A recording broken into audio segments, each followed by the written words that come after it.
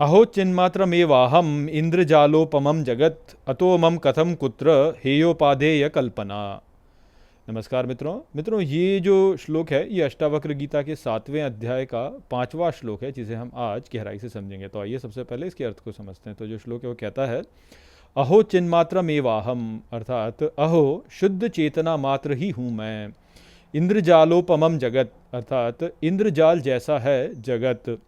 अतो मम कथम कुत्र, अर्थात तब मुझमें कहाँ और कैसे।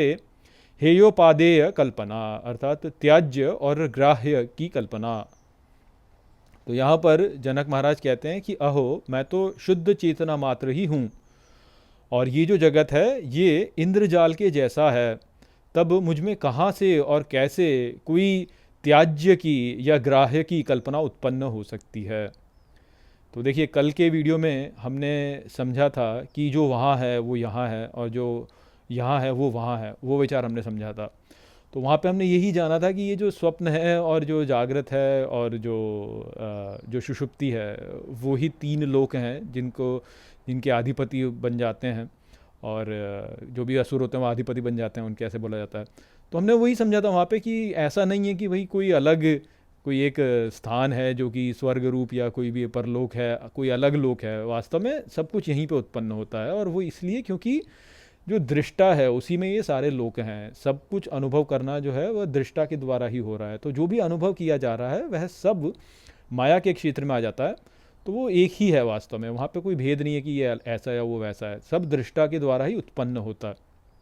तो यहाँ पर उसी बात को बताया जा रहा है कि मैं तो शुद्ध चेतना मात्र हूँ और ये जो जगत है ये इंद्रजाल के रूप में मेरे लिए उत्पन्न हो गया। अर्थात मैं दृष्टा हूँ और दृष्टा अपने द्वारा जो भी अनुभव कर रहा है वो जो है वह एक स्वप्न के रूप में हमारे लिए प्रकट हो रहा है, या एक फिल्म के रूप में। जैसा मूवीज़ देखते हैं तो मूवीज़ में हम लोग जो भी घटना होते हुए देखते हैं उसके रूप में हमारे आगे प्रकट होता है, जिसमें कि रस है और वो रस हम अनुभव करते हैं। क्योंकि यदि केवल जो है हम अपने शुद्ध चेतना मात्र में ही स्थित रहें तो ये रस जो होगा ये हम अनुभव नहीं कर पाएंगे। जैसे सुषुप्ति के स्थान में जो है कुछ भी नहीं रहता, वहाँ पर तो हमारे प्राण जो होते हैं वह सीधे जो है ईश्वर में पहुँच जाते हैं और वहाँ से पुनः वापस आते हैं जब हम जागृत को पा लेते हैं। तो वो जो रस हमको अनुभव करना है, जो एंटरटेनमेंट जिसको हम कहें कि भाई कुछ करने को नहीं है तो हमको एंटरटेनमेंट चाहिए, तो ये जो जगह थी इंद्रजाल के रूप में वैसे हमारे लिए एंटरटेनमेंट के रूप में हो गया। तो इंद्रजाल बोला है ना उन्होंने, इंद्रजाल। तो जो यहाँ पर भागने वाले का जाल है वास्तव में। आपने यदि आपने ऐतरेय उपनिषद बोला हो तो वहाँ पे उन्होंने समझाया है कि इंद्र इदंद्र से उत्पन्न हुआ। और इदंद्र क्या होता है? इदम द्र, अर्थात जो यहाँ भाग रहा है, जो यहाँ पे चल रहा है, गतिमान है जो यहाँ पर, तो उसका जाल, अर्थात उसने जो अपने आप, जैसे मकड़ी होती है, मकड़ी अपने लिए पूरा जाला उत्पन्न करती है और फिर उसी में स्वयं को स्थित करती है। तो उसी प्रकार से कि ये जो जगत है ये उस प्रकार से जाल के रूप में हम जो दृष्टा उसने स्वयं निर्मित किया ताकि वो अपना थोड़ा सा एंटरटेनमेंट कर पाए, वो थोड़ा अपने आप को एंटरटेन कर पाए, थोड़ा सा जो है वो रस ले पाए, उसका कुछ थोड़ा सा उसका रमण हो सके, तो वो थोड़ा इसमें कुछ इन्जॉय कर सके। जैसे कहते हैं ना कि यार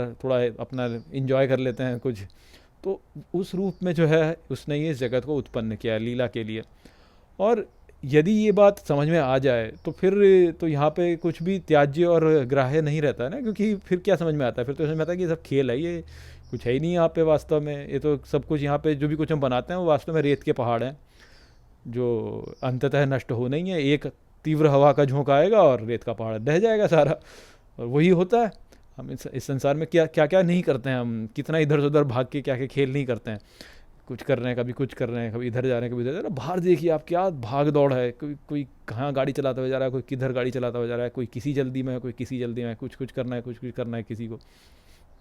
सब क्या है? ये इंद्रजाल ही है वास्तव में। खेल रहे हैं हम सब, पर खेल में इतने अधिक डूब गए हैं, इतने अधिक डूब गए हैं कि भूल ही गए कि हम वास्तव में कौन है।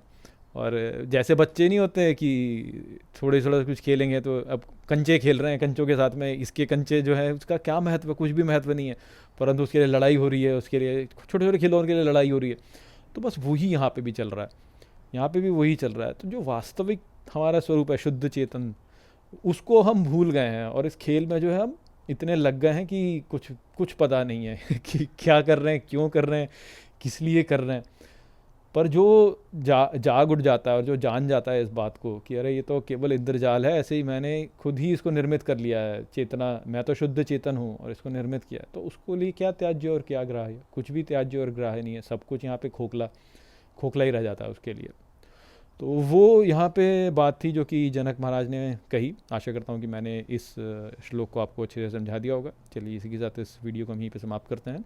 नमस्ते।